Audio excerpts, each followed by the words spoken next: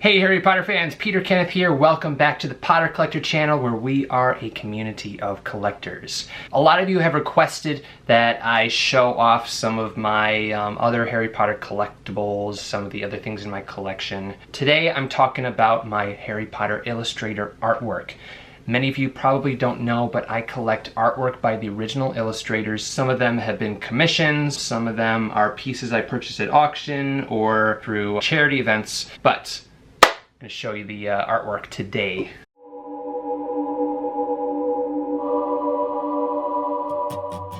Do you guys notice anything different? I got new glasses! So I happened to be in Target looking for Funko Pops. I was looking for the Basilisk. Ta-da! And I knew I needed an eye exam, so I went into Target Optical. Optical, is that what it's called? I don't know. I may have just made that up completely.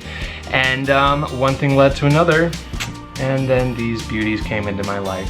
I didn't actually pick these glasses out. The person who was helping me picked them and said, hey, you should try these on. And then I saw them and I started laughing because, well, you know, I'm the Potter collector. And she's like, what are you laughing about? And I said, well, I kind of run a YouTube channel, an Instagram account that revolves around Harry Potter. And she cracked up. She's like, perfect! And then I tried them on and I'm like, perfect!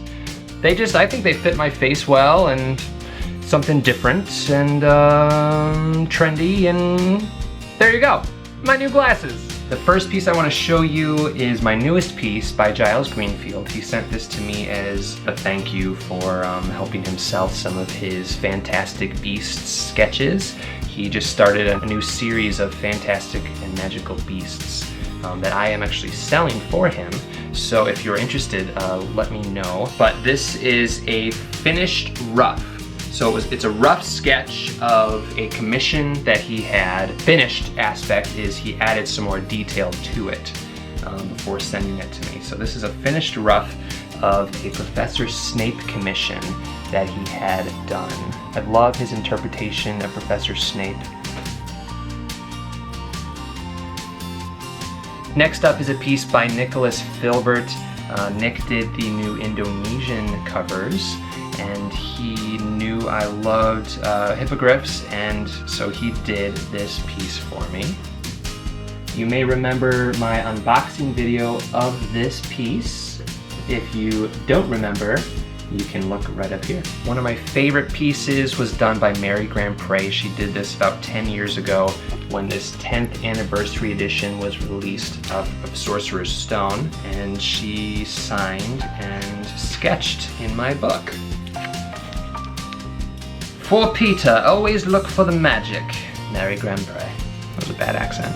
Let's see what this is. I don't know what this one is actually. This is amazing stuff, guys. These are original sketches, preliminary sketches. So preliminary meaning the artist, basically like a rough. Preliminary sketches before they did the final artwork for the book. And you may recognize this cover, the Swedish cover done by Alvaro Tapia, or Tapia. I have some of the preliminary sketches that Alvaro Tapia did for his covers. These pieces were done in 1998. Here's a sketch of the Hogwarts Express. A much larger sketch of the Hogwarts Express, a little bit more detailed than the other one. The first small rough of the front cover. This next one is magic. This is the final preliminary sketch that he did before starting to paint the cover. Some things changed as he painted it. This was done in 1999. Then I also have some pieces from Goblet of Fire. Here is a preliminary sketch done in 2001, which kind of shows the angle of the dragon's neck, and it shows some, you know, basic ideas. He's getting what's in his head onto paper. It's so cool to see that process. And then I also have the final sketch for Goblet of Fire before he started to paint the cover.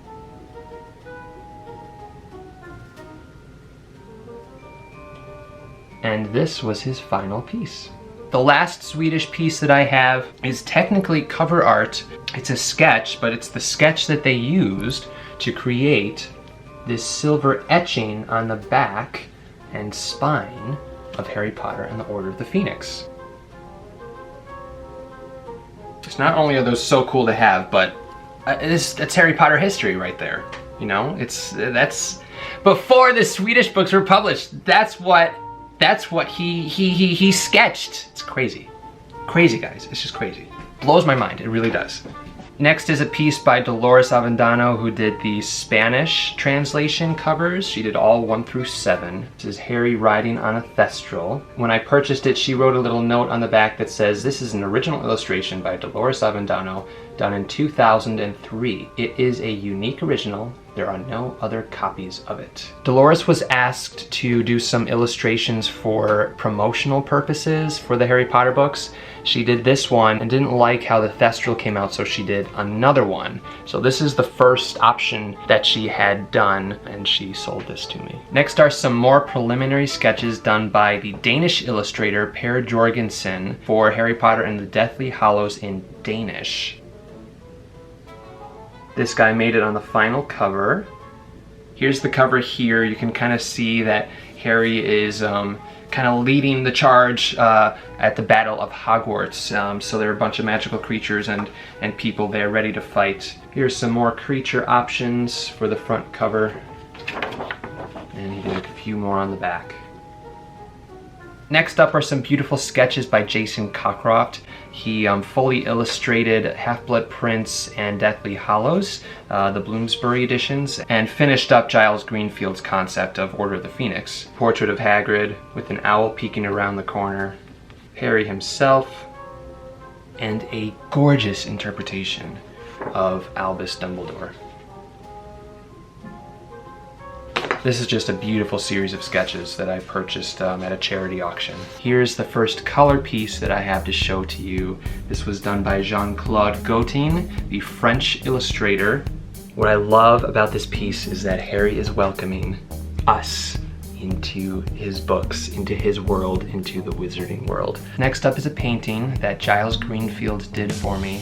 I'm going to show you from start to finish. So from very rough sketch to kind of concept, to final rough, to painting. This was the original concept that he came up with, which led to this, kind of a second concept. And then the final rough was this here, which led to this painting. You can see pictures of all of this, by the way, on my Instagram account. While we're talking about Giles Greenfield, let's finish up the last 2 pieces I have in my collection by him. Both are finished roughs. So again, they were commissions that he had done. He added more detail to the rough version of the final. The final belongs to my friend Carly at All the Pretty Books. This is Harry in the prefect's bathroom with the golden egg, and of course, A Visit by Moaning Myrtle. Giles does ghosts really, really well. I mean, she looks transparent. Look at that. Here's my last piece by Giles Greenfield. This is when Harry's name comes out of the Goblet of Fire. You see Dumbledore and Madame Maxine and Igor Cockcroft, McGonagall, Professor Snape, Professor Sprout, and some very angry portraits. This piece was done by Wright, who illustrated Chamber of Secrets and Prisoner Azkaban. He did this pen and pencil sketch of his Chamber of Secrets artwork, as well as one of his Prisoner of Azkaban artwork, which I attempted to win, but I did not win that one. Last but not least are 3 pieces that I have by Thomas Taylor, who illustrated Philosopher's Stone. He was the very first illustrator of Harry Potter, and it's an honor to have pieces by him and all of these other illustrators. This was my first Harry Potter piece of artwork done by Thomas Taylor for anyone. It's Harry with a broom, a magical broom, in the halls of Hogwarts. It's gorgeous. This portrait of Dumbledore was done during a charity auction. He had offered to do a piece for someone, and I said, hey, would you do Dumbledore? And I donated, and he did this gorgeous portrait of Dumbledore holding the Deluminator. This is a brush sketch, so it's used with like a fine brush and ink. And last but absolutely, positively not least, this is my favorite piece. You've seen it on the channel before. I've had to remove it from my walls because I had to get another bookshelf. I know, shut up, Peter, and show us the piece. This is a pencil and color reproduction of the Philosopher's Stone cover art by Thomas Taylor. How gorgeous is that? This is an insanely rare piece. Thomas did the original cover art. He reprised his cover art years ago, and then he did this piece. So this is one of 3 pieces in the world that Thomas Taylor has done of his cover art, and I am beyond honored to have it. On the bottom he says, Harry Potter pencil sketch and color for Peter Kenneth.